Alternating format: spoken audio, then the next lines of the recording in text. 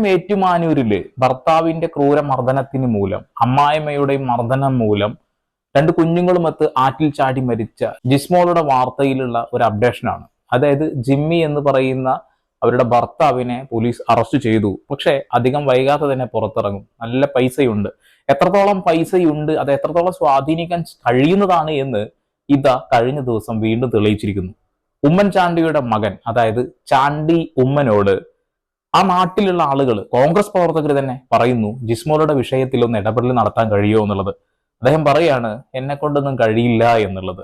വളരെ സിമ്പിളായിട്ട് വെറും രാഷ്ട്രീയം കളിച്ചുകൊണ്ട് ഒരു അമ്മയ്ക്കും 2 കുഞ്ഞുങ്ങൾക്കും കിട്ടേണ്ട നീതി ഇതാ ഇവിടെ വീഡിയോ ഒന്ന് കാണാം.